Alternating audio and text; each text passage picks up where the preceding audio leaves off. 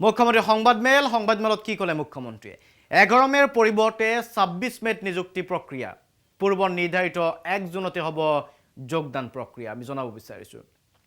গৃহমন্ত্ৰী উপস্থিত থাকিব নোৱাৰাৰ বাবে নতুন কাৰ্যসূচী ঘোষণা কৰা হৈছে আৰু সংবাদমেলত ঘোষণা কৰিছে মুখ্যমন্ত্ৰী ডক্টৰ হিমন্ত বিশ্ব শৰ্মাই অসমৰ উদ্যোগী বিকাশৰ বাবে 8000 কোটিৰ চুক্তি সংবাদমেলত উল্লেখ কৰিছে আৰু আজি নিশা শিক্ষক পদৰ ফলাফল ঘোষণা কৰা হ'ব বুলিও মুখ্যমন্ত্ৰীগৰাকীয়ে সংবাদমেলত জনাই ইতিমধ্যে আমি জনাইছো আপোনালোকক চাকৰি খবৰৰ মাজতে এলপি আৰু এমই শিক্ষকৰ ফলাফল ঘোষণা হ'ব আজি 26 মেত সম্পন্ন হ'ব 45000 নিযুক্তিৰ চৰকাৰে যি হিচাপ দিছে জুলাইত পুনৰ 10000 নিযুক্তিৰ বিজ্ঞাপন আগবঢ়াব বুলি ইতিমধ্যে উল্লেখ কৰিছে শিক্ষা কৃষি খণ্ডন নিযুক্তিৰ বাবে জুলাইত হ'ব বিজ্ঞাপন স্বাস্থ্য বিভাগৰ নিযুক্তিৰ প্ৰক্ৰিয়া সম্পূৰ্ণ হ'ব 14 মে আৰু অভাৰলেপিংৰ অভিযোগ খণ্ডন কৰিছে মুখ্যমন্ত্ৰীগৰাকীয়ে কাৰণ অভাৰলেপিংৰ প্ৰসংগ উত্থাপন হৈ আহিছিল অৰ্থাৎ একেজন প্ৰাৰ্থীয়ে এটাৰ পৰা 18-20 টালৈকে পদত চাকৰি লাভ কৰাৰ খবৰ আহিছে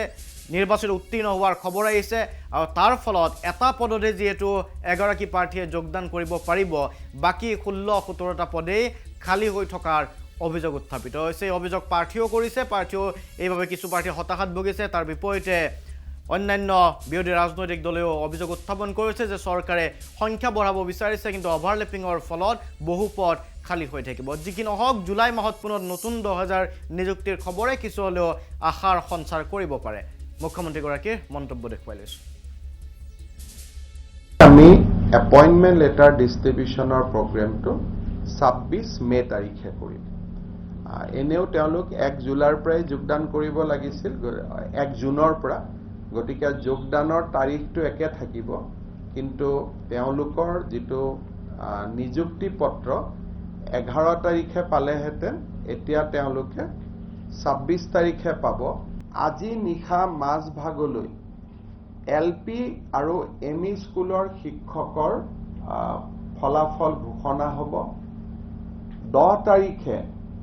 হেলথ ডিপাৰ্টমেন্টৰ থাৰ্ড গ্ৰেড পোষ্টসমূহ আৰু কিছু ফৰ্থ গ্ৰেড পোষ্টৰ ৰিজাল্ট ঘোষণা হ'ব কিন্তু যি প্ৰায় 1900 ফৰ্থ গ্ৰেড হেলথ ডিপাৰ্টমেন্টৰ পোষ্ট আছে তাৰ ফলাফল ফাইনেল ৰিজাল্ট ঘোষণা কৰোতে আৰু 3-4 দিন ডিপাৰ্টমেন্টত প্ৰয়োজন হ'ব অৰ্থাৎ আমি বাই 14th এই গুটেই কামখিনি আমি শেষ কৰিব পাৰিম আমি জুলাই মাহৰ ফাৰ্স্ট উইকত আমি আৰু 10000 পোষ্টৰ এডভাৰটাইজ দিম 10000 প্লাস হ'ব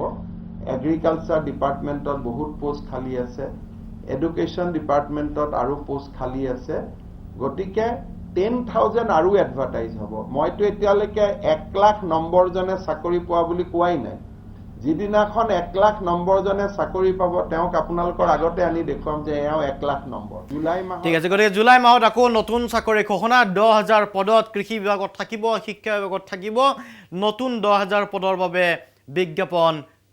বিজ্ঞাপন দিয়া হ'ব